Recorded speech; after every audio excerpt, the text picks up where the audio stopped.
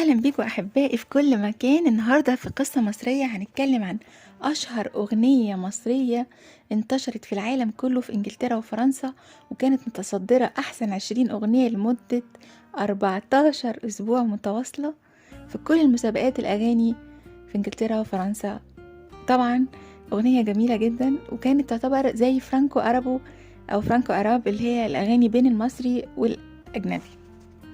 الأغنية دي لحنها محمد فوزي، وأخدها منه أخو داليدا، وغناها في كازينو من الكازينوهات، بس ما كانتش مشهورة قوي. وأخدها مطرب تاني برضو كانت بتتغنى في الكازينوهات بالليل، بس ما فيش حاجة يعني كانت مميزة، لحد ما أخدها واحد اسمه عزام. الراجل ده غناها بصوته بطريقته بالستايل بتاعه، اتكسرت الدنيا. هي ظهرت سنة 1960، وهو الراجل ده كان مولود في اسكندرية، وعايش فترة طويلة جدا في اسكندرية طول حياته، لحد ما حصلت أزمة معاه بسبب الأغنية دي، واضطر ان هو يسافر لسويسرا وفتح هناك المحل بتاعه وابتدى يغنيها، وفضل عايش في سويسرا ومات في موناكو سنة 2004. الشخص ده اسمه عزام، وكان بيحب قوي الأغاني البوب. البوب يعني دي حاجة شائعة ومنتشرة وشعبية بين الناس، كسرت الدنيا، فسموه عزام بوب، اللي هو يعني أغاني بتاعته بوبيلر جدا. فغنى الأغنية دي لدرجة طلعت مرة في الفيلم، أخدوا الاستعراض بتاعها في فيلم الفانوس السحري بتاع إسماعيل ياسين، وكانت لطيفة جدا. يا مصطفى يا مصطفى أنا بحبك يا مصطفى، 7 سنين في العبد، حاجات كده يعني انتشرت قوي. وكمان أخدتها صباح، جابت منها حتة في الفيلم هي كانت عاملاه هي وصلاح ذو الفقار.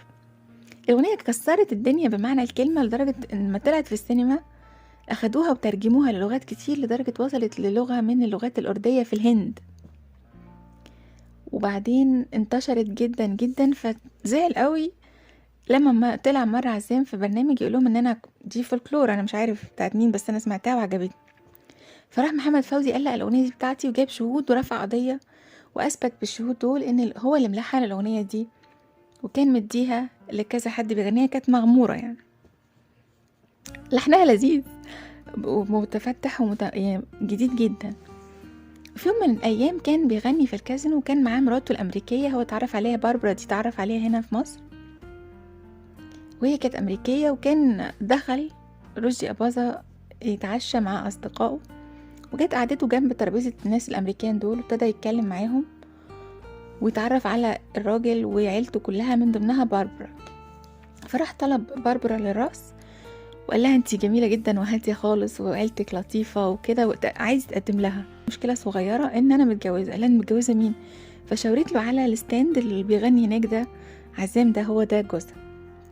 طبعا هو يعرفه كويس لان هما فنانين مع بعض، يعني كتم الموضوع خلاص وسكت، لان هو كان بيحترم قوي صداقته مع يعني اصدقائه، وهي كمان كانت محترمة جدا جدا، بس كان في مشاكل بينها وبين عزام اوريدي كانت بادية.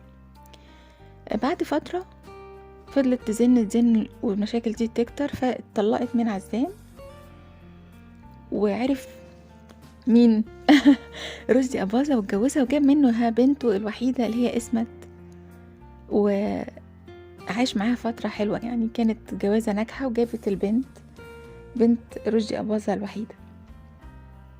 في سنة 1960 الثورة أو مجلس إدارة الثورة منع الأغنية لفترة، لأن هي كان فيها كلمة 7 سنين في العطارين، فهم أخدوها إن 7 سنين دي بيلقح يعني على إن الثورة قامت بقالها 7 سنين والملكية مشيت وإحنا ما شفناش، بس الفترة صغيرة يعني مش فترة كبيرة، منعوها. فهو راح مهاجر على سويسرا، وفضل عايش هناك، وعمل هناك محلات وشغل زي ما قلت في الأول، لحد ما توفى عن عمر 78 سنة 2004.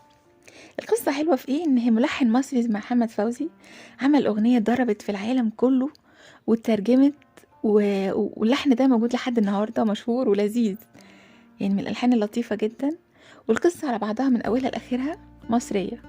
أتمنى دايما تعملوا لنا اشتراك وتكونوا عندنا دايما في المحطة، وتستنوا كل جديد، لأن فعلا مصر مليانة قصص تجنن، وكلها قصص مصرية. سلام.